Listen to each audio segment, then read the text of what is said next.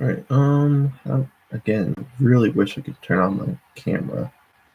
This sucks. I turn off webcam. I guess Twitter, but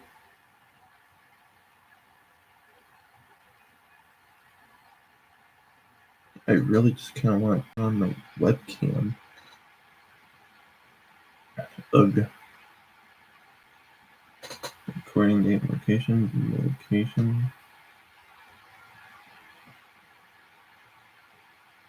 I really hate this, but alright, we'll start. Alright, so today's review and summary is on The Haunted Car, which is a part of the Series 2000 series by R.L. Stine. Now, for many reasons, I think this is the first time I understand the whole nickname about R.L. Stine. Now, for those of you who don't know, the nickname of R.L. Stine is the Stephen King's of children's books, which is rarely ever the case. But, this is the first time where I would agree with that sentiment.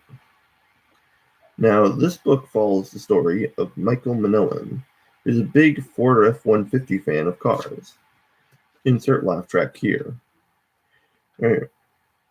The book started with introducing the fact that his dad is a bad handyman. Remember that fact.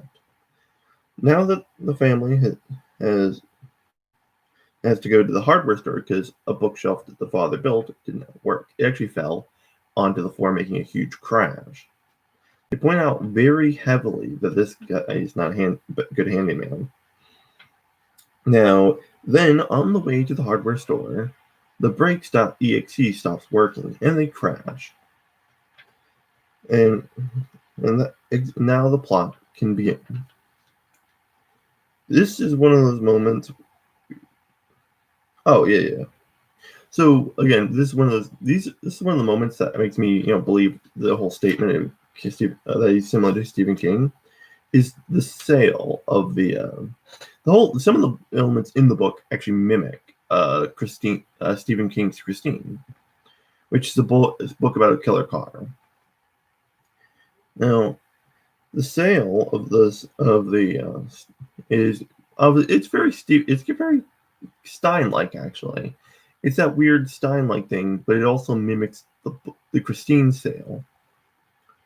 Now, the guy's a little creepy, and I always have this weird image of him because the mouth is specifically described as an O, and I always get this weird creepypasta image of a person.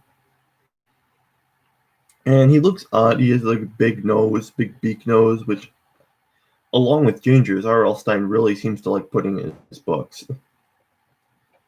And the price is cut in half. He's desperate to sell the car, so the people are appropriately worried. Now, one thing I did like about this, as opposed to the Christine, obviously they're very different books. Christine is also a tale of the change in a person, and the literal descent of a person. But this book interjects a little realism to the matter. It's like Michael, his dad, he and his dad went to go buy the car. He's like, Michael, we're not going to buy the car just on sight. Like, who even does that? It's a very realistic thing. It's a very adult thing. Don't buy the first thing you see. Do some price checking. It was interesting to see a little bit of realism from the adults. Or, the adults usually are a little bit more realistic, but it was nice to see that in a thing that kind of mimics Christine.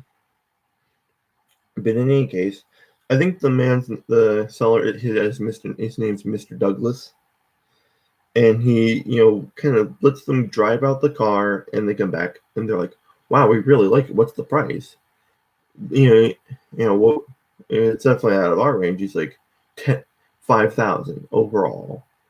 And they end up buying the car. I know there's a little bit of haggling, but it's not real consequential. They'll just end up buying the car for like a steal price.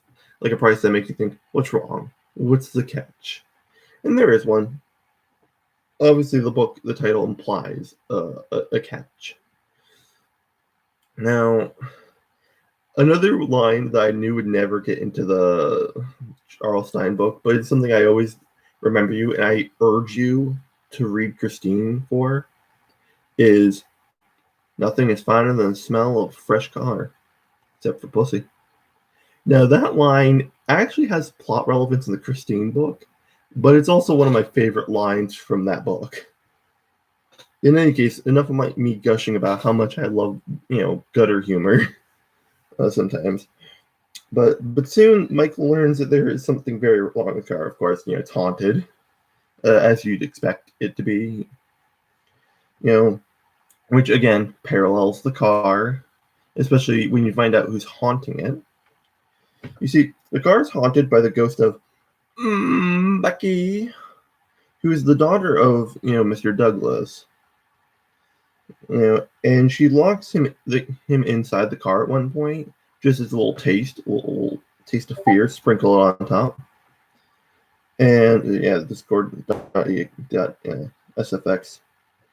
And then she locks him and his friends in the car, but with a little more cold. She makes it kind of freezing. Again, locking a person in the car, another reference to Christine. I know this book's kind of peppered with them a little. But at least no one was choking, so. Oh, yeah. And then she rides him onto some train tracks. And I'm thinking, that's interesting.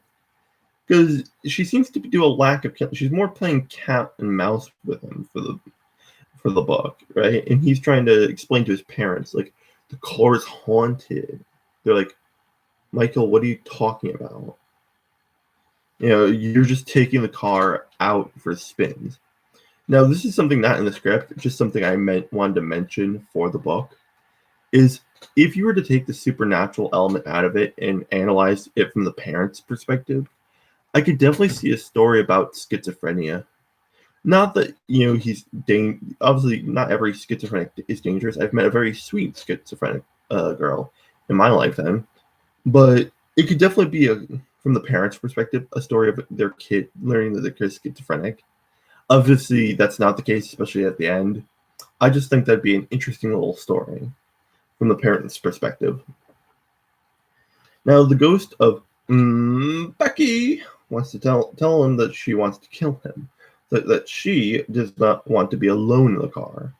Now, this gave me this funny little line that kept me laughing last night at 10 o'clock. It's like, if you want a carpool in this cool, you gotta die. Not much to it. I just thought it was pretty funny. All right.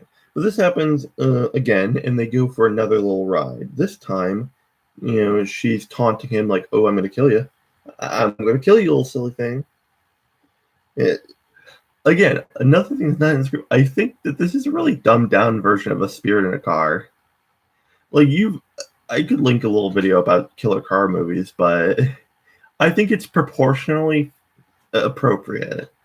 That is, the character who kills in Christine is an adult, and he's an adult kind of terrifying. He's a bit abusive. He's cold, heartless.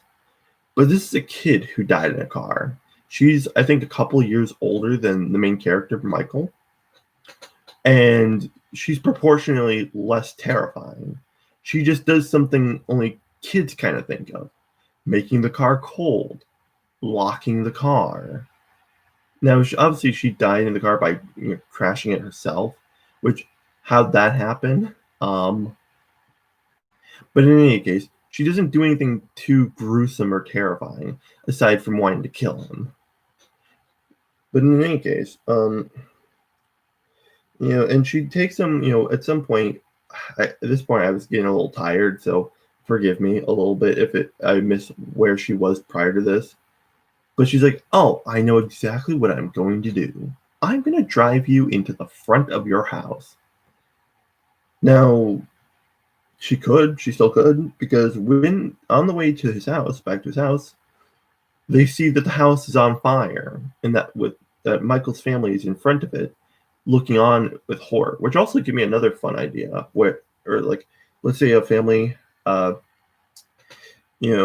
is wondering where their kid went after a fire, and I don't know, maybe goes across time and it ends up 20 years in the future. I don't know. It's just I have ideas like these sometimes from reading Goosebumps books. But in any case, now remember that this is where that father becoming being a bad handyman comes important. And it's like, thanks, Dad. Now we're homeless. Not in the book. I just thought it was funny. At this point, the ghost of Becky gives up instead of driving the kid into the burning building. I don't know. This I feel like the ending is a lackluster because of how the ghost is defeated. It's like she just tears herself apart because I don't know, the house is on fire and she ended up saving him instead of driving him into a house. I don't know, just drive him into the burning building. That will surely kill him. But I guess not. She didn't want to destroy the car or something, which I don't know. Again, it doesn't make too much sense. But let's not focus on that, apparently. With the ghost defeated, the parents find the car battery is no longer there. It hasn't been there the whole time. They're like, what? We've been driving the whole time. I think this is a nice little wrap up on the story because it's very rare that Goosebumps characters, parents specifically, ever believe their kid for the entire book, or even some portions you might get a parent believing at the end or after something major happens. But this part explains that, hey, maybe there is at least a little truth to the fact that our kid was saying the car was haunted. And that it just really happens in Goosebumps books. Now, overall, I think this was actually a very fun book, and I would recommend it. Now, granted, I know the the Goosebumps Series 2000 books are a little harder to get a hold of, and it's very hard to find anything on them aside from the fandom pages. But there are some that I think are very worth it, like The Haunted Car. One that really sticks with me is Attack of the Graveyard Ghouls and Headless Halloween. Now, you could find these on Amazon like I did and pay little to no money, maybe like less than $5. But again, it's coming from a third retail seller, so it's a little hard to get a hold of with absolute certainty. It's not as if you're buying these from Scholastic. Well, the Haunted Car and Attack of the Graveyard Ghouls you could definitely get from Scholastic. They have classic edition reprints of them, which is nice because this one I'm a fan of. Also because I love Christine. But in any case, yeah, tell me what you think of this. And if you want to see, I'm also going to be doing more on the Goosebumps 2000 series itself, just so people can be more familiar with them. I do think they're a little underappreciated and undervalued when people talk about Goosebumps. Because it's one of those, it's just one era of many. Most people remember the original 62. I always I'm a fan of that and Series 2000. And maybe I'll get into 2000, like the other eras. Because, I don't know, they are at least, I've heard some of them are at least worth checking out. So, have a good day. If you feel like, liking and subscribing, that's your choice. If you just want to see more of this, see me make more dumb jokes, and have a good day.